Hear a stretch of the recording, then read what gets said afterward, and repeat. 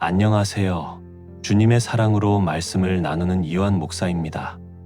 오늘 저는 여러분의 신앙생활 전체를 뒤흔들지도 모를 한 사람의 이야기를 나누려고 합니다. 그분은 우리 교회에서 가장 충성스러웠고 천국에서 받을 상이 가장 클 것이라고 우리 모두가 믿어 의심치 않았던 분입니다. 하지만 우리 모두는 틀렸습니다. 주님은 전혀 다른 것을 보고 계셨습니다. 경기도 수원의 오래된 주택가에 자리한 저희 수원중앙교회에는 김진숙 권사님이라는 분이 계셨습니다. 올해로 74, 권사님의 삶은 그 자체가 교회의 역사였습니다. 지난 50년간 교회의 굳은 일은 모두 권사님의 몫이었습니다. 매주 토요일이면 누구보다 먼저 교회에 나와 반짝반짝 윤이 나도록 성전 마룻바닥을 닦으셨고, 주일 아침이면 새벽 4시에 일어나 수백 명의 국수를 삶아내셨습니다. 권사님의 손길이 닿지 않은 곳이 없었고 권사님의 기도가 쌓이지 않은 시간이 없었습니다. 사람들은 권사님을 보며 살아있는 순교자라 말했고 교회의 어머니라 불렀습니다. 저 역시 권사님의 헌신을 보며 목회자로서의 옷깃을 여미곤 했습니다. 그런데 작년 가을이었습니다.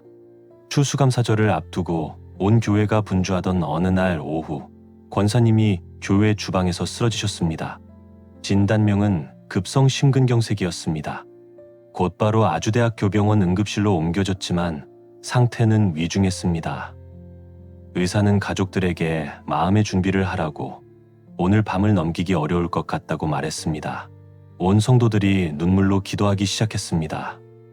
평생을 주님 위에 사셨으니 주님께서 가장 좋은 곳으로 데려가 주실 것이라 믿으면서도 마음 한편이 아려오는 것은 어쩔 수 없었습니다.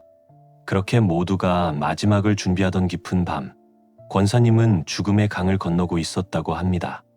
칠흑 같은 어둠 속에서 끝을 알 수 없는 터널을 지나자 눈을 뜰 수 없을 만큼 밝은 빛이 권사님을 감쌌습니다. 그리고 그 빛의 한가운데 평생을 그리워했던 주님께서 서 계셨습니다. 주님의 얼굴은 세상의 어떤 언어로도 표현할 수 없는 사랑과 긍휼로 가득 차 있었습니다. 권사님은 그 자리에 엎드려 감격의 눈물을 흘렸습니다. 이제 모든 수고가 끝나고 주님 품에서 영원한 안식을 누릴 수 있다는 생각에 기쁨을 감출 수 없었습니다. 자신이 평생 주님을 위해 해왔던 일들을 자랑스럽게 아뢰고 싶었습니다. 50년간 한 번도 빠지지 않았던 새벽 기도와 수십 번의 성경 통독, 교회를 짓기 위해 바쳤던 헌금과 젊음을 다 바쳤던 주방 봉사까지 그 모든 것을 주님께서 알아주시고 칭찬해 주실 것이라 기대했습니다. 그런데 권사님을 바라보시는 주님의 눈에는 칭찬이 아닌 깊은 슬픔이 어려 있었습니다. 주님은 아무 말 없이 눈물이 가득 고인 눈으로 권사님을 바라보시다가 마침내 침묵을 깨고 단 한 가지를 물으셨습니다. 진수가, 나의 사랑하는 딸아, 너는 나를 위해 참으로 많은 일을 했구나. 그런데 나는 내가 한 그 모든 일들보다 너와 함께 마주 앉아 따뜻한 차 한 잔 마시는 것을 더 원했단다. 너는 나를 위해 평생을 바빴는데 정작 나와 단둘이 시간을 보낸 적은 언제였느냐? 권사님은 그 질문을 듣는 순간 망치로 머리를 맞은 듯한 충격에 휩싸였다고 합니다. 주님의 질문은 계속되었습니다. 너는 매일 새벽 나를 찾아와 수많은 기도 제목을 쏟아냈지만 정작 내 목소리를 들으려 잠잠히 기다린 적은 없었구나.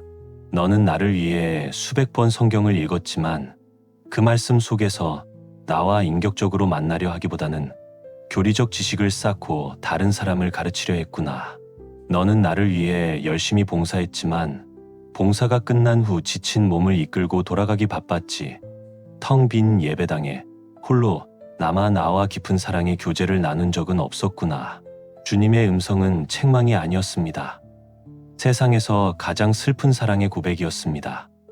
주님은 권사님의 일이 아닌 권사님의 마음을 원하셨던 것입니다.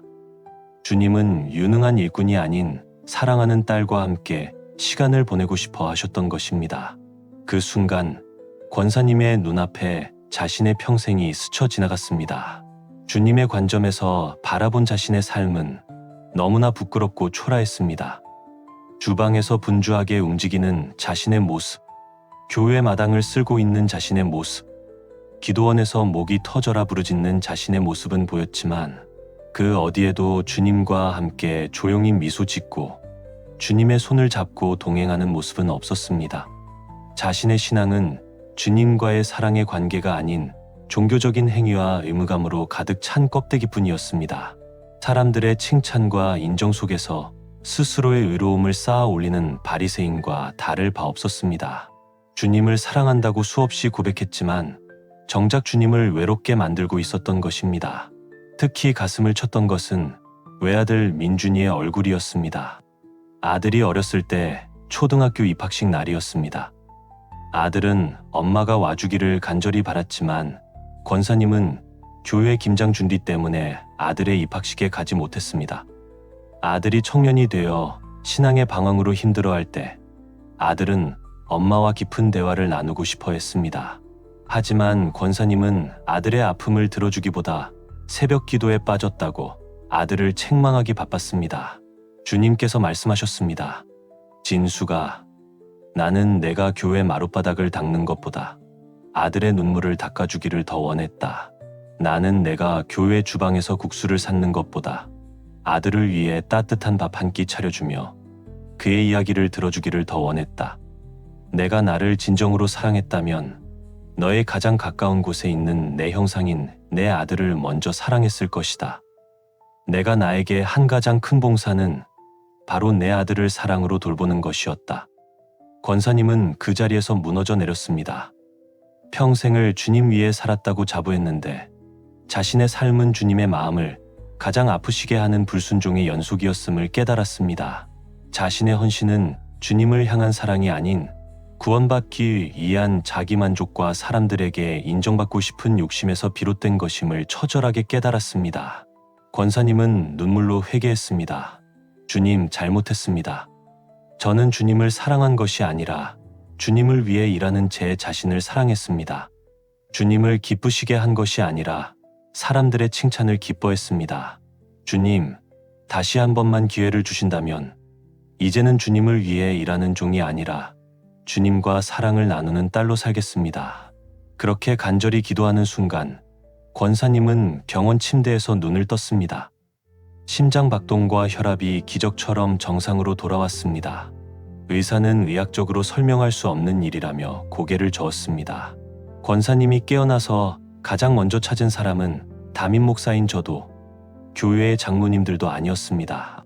병원으로 달려온 아들 민준이의 손을 붙잡고 평생 한 번도 하지 않았던 말을 하셨습니다. 민준아, 엄마가 미안했다. 정말 미안했다.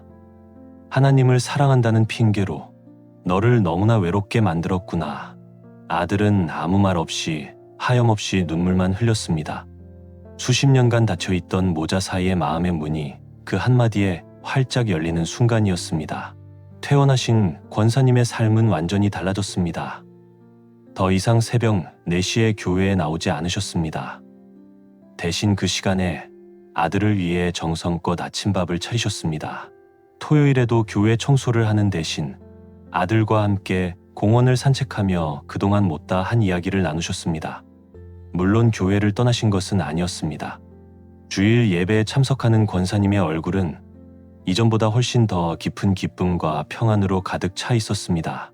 권사님은 이제 주방에서 분주하게 움직이는 대신 교회 구석에서 홀로 힘들어하는 성도에게 다가가 조용히 손을 잡아주셨습니다. 화려한 간증으로 자신의 의를 드러내는 대신 자신의 부끄러운 깨달음을 진솔하게 나누며 많은 성도들에게 깊은 울림을 주셨습니다. 권사님은 저희에게 종종 이렇게 말씀하십니다. 목사님, 저는 이제야 신앙생활이 무엇인지 알 것 같습니다. 신앙생활은 주님을 위해 무언가를 열심히 해드리는 것이 아니라 매 순간 주님과 함께 동행하며 그분을 사랑하고 그 사랑으로 내 곁의 사람을 사랑하는 것이었습니다. 저는 죽음의 문턱에 가서야 이 가장 단순한 진리를 깨달았습니다.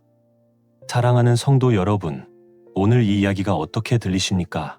이것은 단지 한 권사님의 특별한 체험이 아닙니다. 오늘 이 시간 주님께서 우리 모두에게 동일하게 묻고 계십니다. 너는 나를 위해 참 많은 일을 하고 있구나. 그런데 너와 내가 마지막으로 단둘이 만나 깊은 사랑을 나눈 적이 언제였느냐? 우리의 신앙생활을 돌아보기를 원합니다. 우리의 분주한 종교생활 속에 주님과의 인격적인 만남과 사랑의 교제가 빠져 있지는 않습니까? 주님을 사랑한다는 명분 아래 정작 내 곁에 있는 가족과 이웃에게는 상처를 주고 있지는 않습니까? 주님은 우리의 화려한 업적이나 많은 봉사를 원하시는 것이 아닙니다. 상하고 통회하는 마음으로 주님 앞에 나아가 그분과 함께 시간을 보내고 그분의 음성을 듣고 그분의 마음을 알아 그 사랑을 들고 세상으로 나아가는 것. 그것이 주님께서 우리에게 원하시는 단 한 가지입니다. 오늘 이 시간 하던 일을 잠시 멈추고 조용한 곳에서 주님의 이름을 불러보지 않으시겠습니까? 그리고 주님께 이렇게 고백해 보십시오. 주님, 제가 주님을 위해 무엇을 해드리기보다 먼저 주님과 함께 시간을 보내고 싶습니다. 주님의 마음을 더 깊이 알기 원합니다.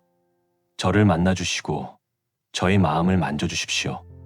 그렇게 기도할 때 주님께서는 권사님을 만나주셨던 것처럼 오늘 우리 각 사람을 인격적으로 만나주시고 우리의 메마른 영혼을 그분의 사랑으로 충만하게 채워주실 것입니다.